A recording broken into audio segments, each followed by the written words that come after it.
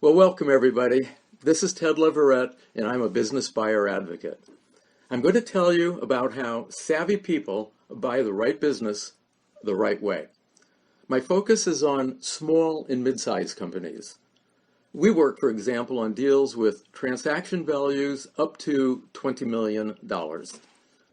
One of the reasons I'm going to talk about the interactions between business buyers and the employees of companies for sale is because you cannot see the company as it really is by only talking to owners and managers.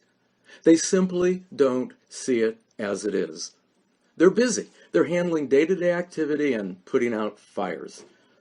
They don't have enough time to step back and see their business for what it really is. Every strength that gives it a competitive advantage and the actual or pending vulnerabilities that threaten its future.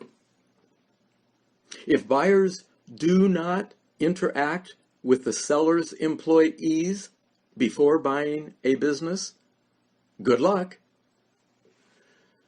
Listen, those of you who've been on the deal-making playing field for a while, you know the risks that arise.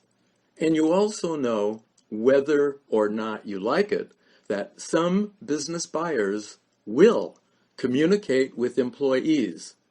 And sometimes they'll do it without the seller's permission. Worse, too many buyers don't know when and how to communicate with the seller's employees, even when they get the seller's permission. I don't know any professional advisors that tell buyers you can't and shouldn't, before buying a business, interview any of the seller's employees. In fact, professional advisors tell buyers that due diligence includes learning about the attitudes, opinions, and intentions of the employees from the employees themselves, and especially the key employees. Buyers, sellers, and the representatives rightfully fear interaction between buyers and the seller's employees. It is fraught with legal and business risk. Yet, the good news is that win-win deals can occur when people correctly handle this touchy topic. I'm going to share with you some of our 500 years collective experience as business buyer advocates. We've been on the other side of the deal-making table for thousands of potential and actual buy-sell transactions. Since the 1970s, we've faced off with thousands of sellers and their representatives. And the sad truth is quite a few sellers don't have a clue about what it takes to close win-win transactions. What buyers and sellers need to know is how to safely handle permissible interactions between buyers and employees. And that's what I'm going to cover today. I'm going to answer 20 questions, and then I'm going to give you a few more deal-making tips at the end. This teleseminar has people dialed in from the USA, Canada, the UK, and several other countries. 100 people are dialed into us right now. We've got some business buyers, some sellers. We have a lot of professional advisors, more than a dozen different kinds. We have some sources of financing. So you're among some of the top movers and shakers in the deal-making and advisory professions. Okay, here we go. Question 1. How important is it to interview the seller's employees? Well, one of the major reasons why so many buyers suffer bad deals is their failure to adequately investigate small and mid-sized companies for sale from the perspective of a company insider. Let me say that again, insider. You see, the employees of companies for sale can be the buyer's best reality check. You can discover the real reason for sale. You can materially improve negotiations with the seller. And let's not forget, some owners decide to sell their company upon learning that a key employee may quit and then compete with the company. And some, but not all, sellers disclose this possibility to prospective business buyers. This means buyers start in second gear when they take over a company with disgruntled employees. The written report you're going to get after this teleconference, I'll send it out next week. It's going to show more examples of what can go along. And as we go through these questions and answers, I'm giving you the highlights of the answers because I know we're all busy, holiday season. The report is much more extensive, but you need to stay tuned in to get that report. Please stay in for as long as you can. Question number 2. What are the most important questions to ask employees? Probe employees for business and industry intelligence that you, the buyer, can use to manage the business or a similar business you buy. And then, after you buy a business, you can go back to the employees working for a company you did not buy if you want them to work for you, especially if their capability is better than what's available in the business you bought. Asking naive questions invites misdirection. This means when you interview key employees with the seller's advance written permission, don't merely ask if they're happy with their relationship with the seller's company. Ask whether they intend to retain their relationship on the present terms. And if not, why not? Maybe ask, why do you choose to work for this company? Buyers, don't ignore the reputations of the key stakeholders. Ask the employees about the reputation and reliability of the company's key customers, employees, the landlord, sources of financing, and suppliers.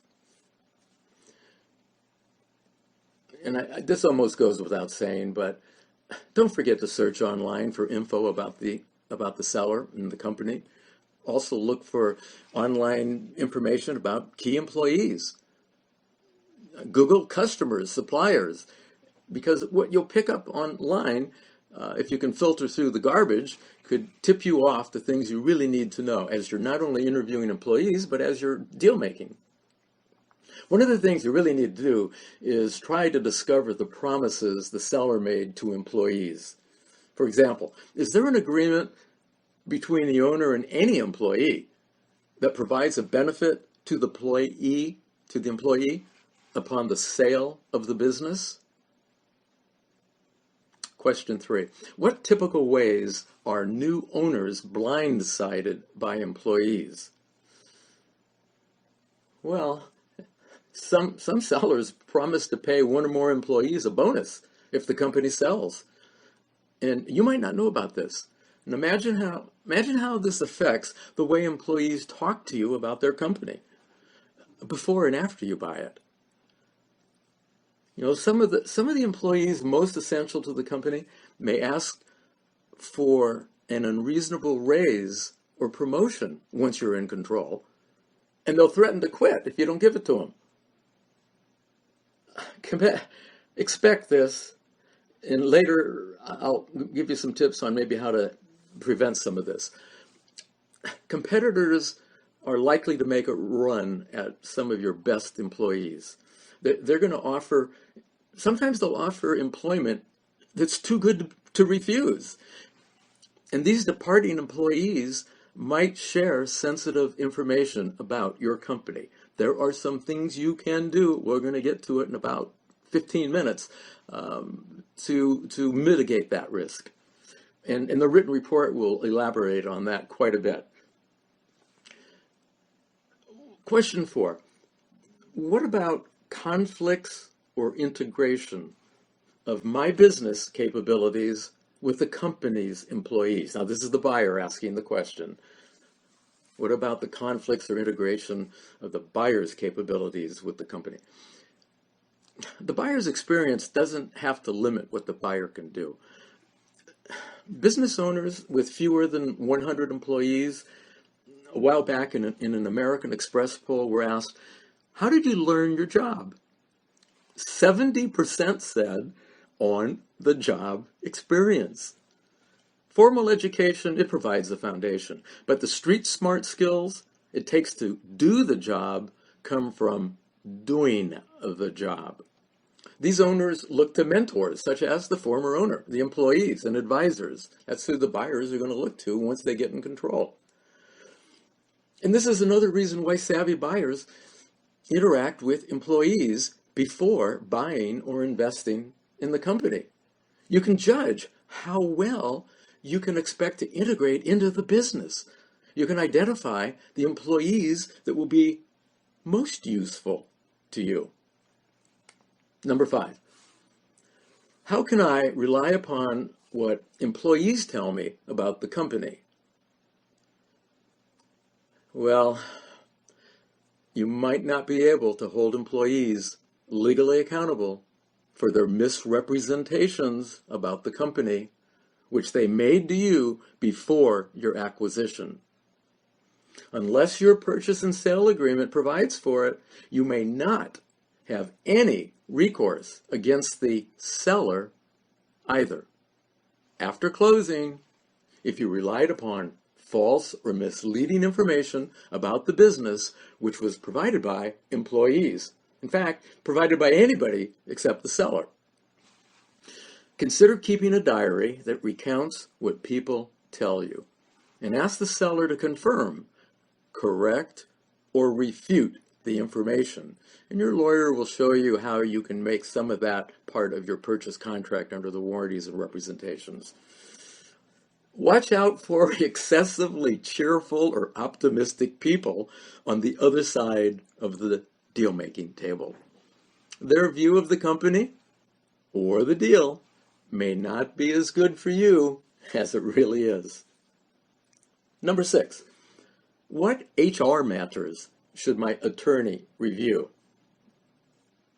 Seek legal counsel quickly for any questionable HR matter. Ask the seller about actual or pending complaints or litigation. Look into the pension plan's terms and funding.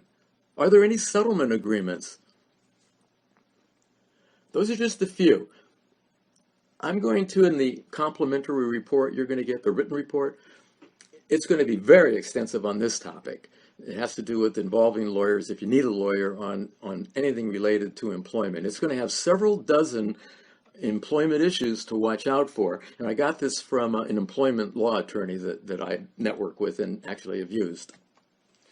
Okay, question 7. Should I be worried about differing perspectives of employees that I interview? In other words, some are cheerful, some are unhappy, some are optimistic, some are pessimistic. Well, the answer is maybe. Don't be deaf to complaining employees. Don't presume employee loyalty. Don't assume your perception or the seller's story is correct about the morale or the loyalty of employees. See the company's written evaluations of key employees. Question recent changes to job descriptions, because changes can spell trouble ahead, and that trouble is around the corner once you buy the business. Also, signaling problems ahead would be recent changes in employee perks, particularly if they've been cut back. Question 8, what red flags should I avoid? Well, I know entire books are written on this one. A sneaky tactic some business sellers use is to misleadingly inflate profit, which inflates the price buyers will pay. So ask, has the company reduced its labor cost with fewer or cheaper employees to a level that cannot be profitably sustained? In other words, when you get in control, buyer, are you going to be able to continue the profitability? Don't neglect to monitor online commentary and social messaging. This is where you'll find some red flags. Search for references to the company for sale. But as you know, there's a lot of bogus chatter. There's paid reviews, whether positive or negative. So online isn't an end all to end it all, but it does tip you off to things that you can probe. Now, what about the labor pool of potential employees? Is it sufficient? Or is it too expensive? You don't want to get into a business where when key employees or important employees quit, that it's hard to replace them. Or to replace them costs a heck of a lot more money than the company's been paying. But here's a big tip. We could go on about red flags, and the rest of what I'm talking about really are red flags to some extent. Don't necessarily let red flags kill the deal if you can cut a better deal. You see, fixable vulnerabilities in the company provide you, the buyer, with opportunity to get concessions from the seller. And then you can improve the business's profit after you buy it. And by the way, I know tuned into this teleconference, there are quite a few business brokers, and I know they want to know what I'm saying on this. And you brokers know that one of the ways that businesses get sold is when buyers and sellers realize that the vulnerabilities don't necessarily have to kill the deal, and it just becomes an opportunity to work a deal. And that's where the broker comes in, because they have the same motivation we have as advisors to buyer, and that's get a done deal. Okay, question 9. What about contacting former employees? Well, chances are you can uncover lots of gossip, and you can get insight you may not get anywhere else when you and if you interview former employees. But you may not see how their biases affect what they tell you. This is very dangerous territory. So before you reach out to any former employee buyers or buyer representatives, talk to your attorney and talk to the seller about it. At this point in a relationship, when you're talking to sellers about possibly interviewing or interacting in any way with employees, you should be having a very good, trustful relationship. So you just simply say, what about those former employees? Is there something I could learn? Or is there something you could tell me right now so maybe you'll disarm my curiosity? In other words, this is an opportunity to strengthen the bridge between buyers and sellers.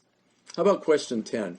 What can a buyer gain or lose when talking to company employees without the seller's permission? Well, my email inbox was on fire with nastygrams on this one. So some of you who sent me one, I'll repeat what I told you, because apparently some people thought we were encouraging buyers to access company employees without the seller's permission. Absolutely, positively not. I'm going to say it again. It's on the website. It's in our email. Business buyers and their advisors and representatives should never contact, interview, or otherwise interact with any employee, former or present, about the business seller without the business seller's advanced written permission. Advanced written permission. It's a lose-lose proposition to go behind the seller's back. And buyers and your representatives, if they do this, you face huge legal liability. And even worse, you can lose the opportunity to buy a good company when the seller finds out what you've done and they dump you. So just don't do it. And well, question 7 will show you how to do it. Question 11. What's the best way to convince sellers to let me interview employees? Be a welcome guest in the seller's company. And the seller's going to know if you're a welcome guest, because up till now, your inquiry during due diligence, and maybe you've started a little bit of negotiation or talking about value, you've done it in a polite way. You've tried to build bridges. There's been collaboration and cooperation. It's not an adversarial situation. In other words, the bridge to trust exists. And don't forget, you're going to undoubtedly find fault with the company and its employees. That's normal. But you don't have to voice it in their presence. Confer with your acquisition team about this. They can give you ideas on when and how to communicate bad news, especially criticism. And sometimes you want to let them wear the black hat. We tell our clients, the buyers, let us wear the black hat anytime something negative's got to go to the seller or source of financing or anybody. Keep the buyer pure. Keep that relationship with the seller wonderful. Let the other side of the deal-making table get mad at us, because then what? The buyer can blame the deal-making team and say, well, gee, I know they were a little harsh, but I am a little concerned. There are numerous ways to convince sellers to let you interact with employees. Here are a couple of ways we business buyer advocates have done it, and I've been doing these since the 1970s, and they work flawlessly. First one, conduct an employee satisfaction survey. You, the buyer, and sometimes it's a buyer advisor, but my preference would be the buyer. You, the buyer, pose as the survey taker. Now, by the way, the seller introduces you to the employees who are going to be part of this, and you're identified as a consultant, an advisor, somebody who's going to survey them about their satisfaction with the company. And it's going to be done confidentially. You're going to then interview the key employees. You promise to protect the identity of the employees. You're going to share with management what the employees tell you about the company. One more time, you're going to protect the employees, because if you buy the company, these are going to become your employees. You do not sell them down the river. And then this gives the company a chance to what? Better satisfy its employees. And if most employees are happy, relatively happy, management relaxes, seller relaxes, you relax. There are going to be a couple of employees that are grumpy. You look at it in its entirety, not just what a employee has to say. Now, another idea that really works is for the company to ask its employees about the possibility of a suggestion box. Now, here the owner or the manager introduces the employees to the potential buyer, that's you buyers, of the company, and you're going to pose as, and really you're acting as, a business improvement consultant. You're going to ask the employees, and again, this is in private. Sometimes sellers like to be part of this, but I would prefer they not be, and it's because employees are not going to be as candid if the boss is there. It's just that simple. So tell a seller or a manager that. So what you're going to do is you're going to say to the employees, what do you think about this idea of a suggestion box? What suggestions do you have about how we could manage this idea? But most of all, buyers, ask employees to describe to you right now one suggestion that has the potential to streamline the operations, reduce costs, or increase business profit. You can see where that's going, can't you? You won't have to ask employees about their satisfaction with their job. You can detect it by observing how they respond to this idea of a suggestion box. Intelligent sellers, and I mean intelligent sellers, like the employee satisfaction survey or alternatively the suggestion box proposition. Why? Because their company can immediately benefit from it, regardless of whether or not the company is sold. So you're leaving us. Remember, buyers, the company you don't buy someday is going to be your competitor if you buy a business in its industry. So imagine when you leave an owner whose company you didn't buy, and you leave that pending transaction on a high note, you've left them something that helps them in their company. It just means later during the competitive environment, it could go a little easier. Now, I know this is going to be controversial, so send me an email. If for any reason, no matter how good it sounds, an owner won't let the buyer talk to employees, back up. Seriously consider walking away from the deal. I don't care how sweet the deal seems. There's no good reasons buyers can't, at the very least, do a satisfaction survey or introduce themselves as a consultant without revealing that a transaction may be imminent. Without revealing a transaction may be imminent. Question 12. What kinds of employees are best to interview? That's easy. Key employees. Evaluate the quality of the relationships between and among the key employees and with the owner and management team. This is a good tip, the time to negotiate the business's relationship with its key employees is before you buy the business. Make this a condition of closing.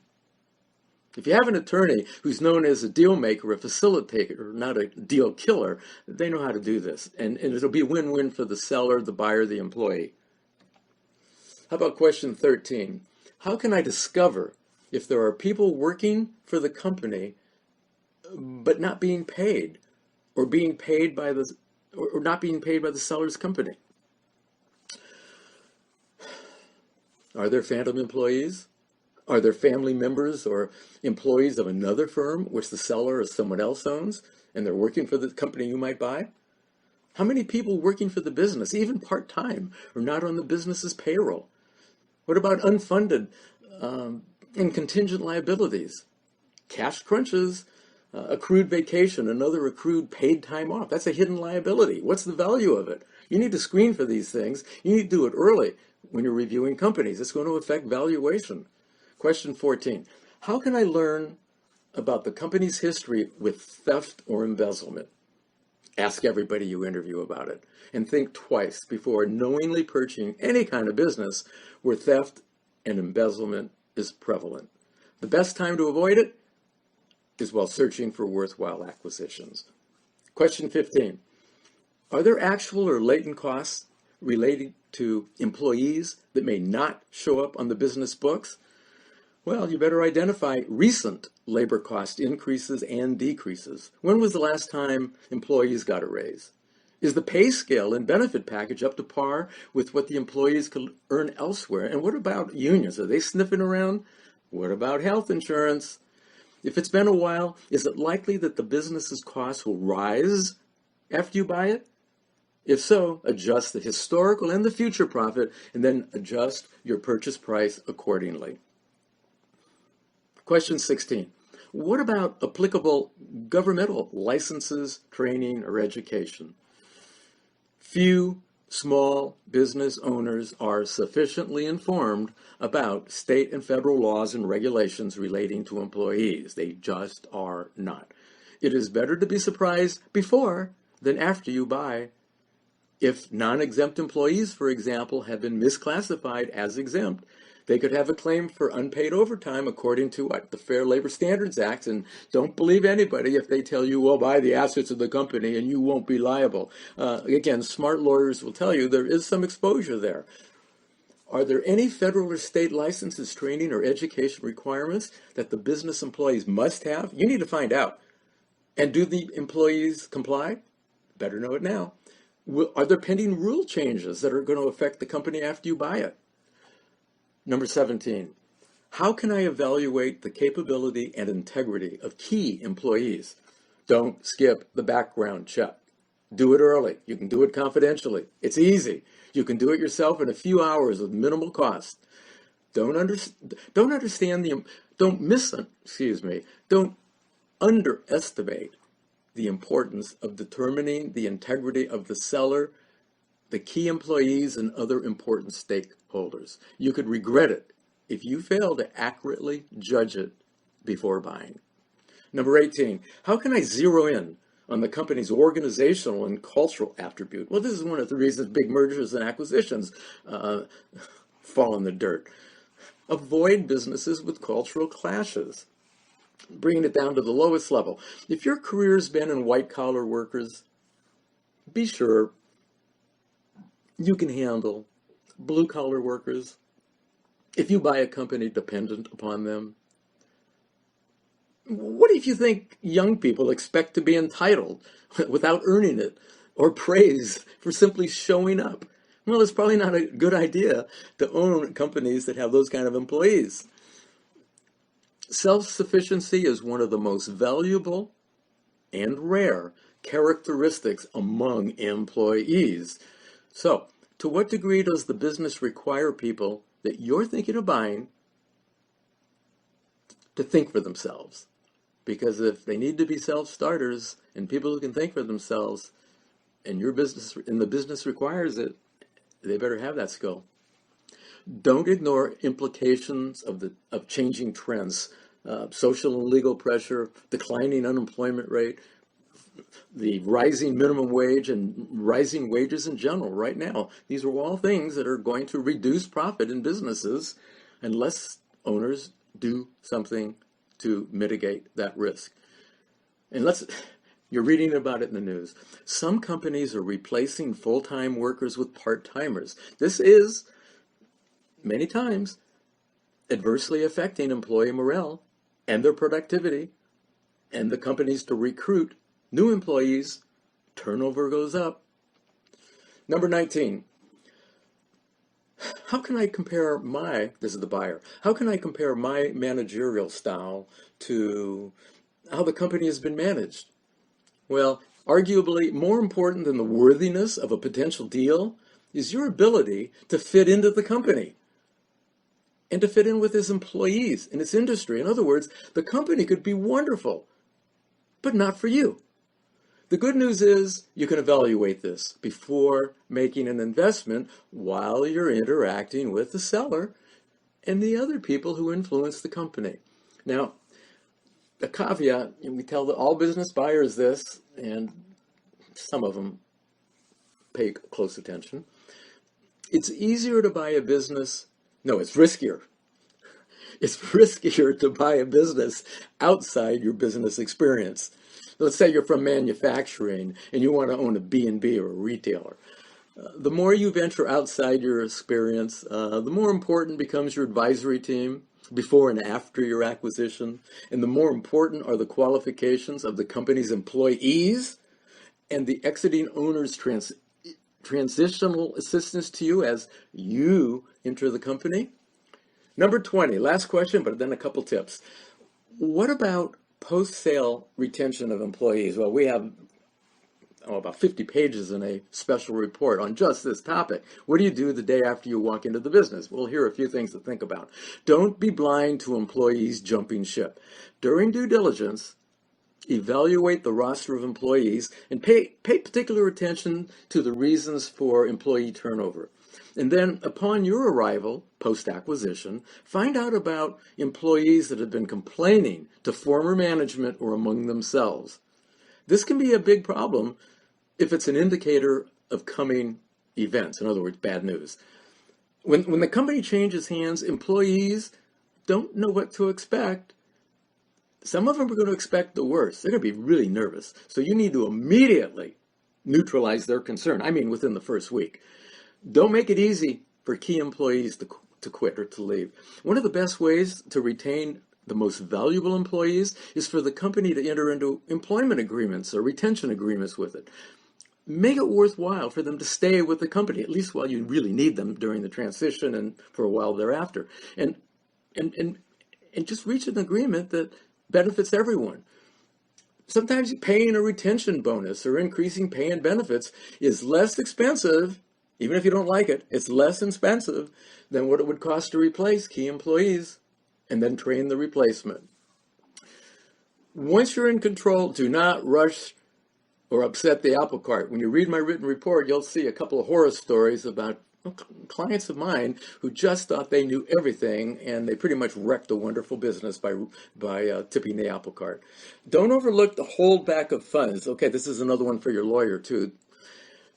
Don't overlook holdback of funds provision for your purchase and sale agreement. This is another task that your attorney handles, and it has to do with when, in this case, the buyer does not want the entire purchase price conveyed to the seller. especially some or all of the buyer's down payment from their own funds, which is held in escrow. You can have it held in escrow pending transfer to the seller until certain events transpire. For example, the retention of key employees for a certain amount of time. Good lawyers know how to handle this, and you can handle it with the seller without wrecking a deal. Don't expect a welcome mat from all constituencies. Just not going to happen. You just need to immediately meet in person with everybody, employees, customers, suppliers, landlords, sources of financing. Establish some rapport. Let them know who you are and how you plan to help them get what they want from your business. Okay, here's a tip.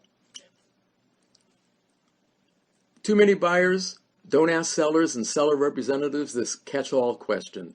Is there any information that you know that has not been disclosed to me, which might have a bearing on the viability of this business? Now, worse, too many buyers asking the question, let the seller get away with a non-definitive answer.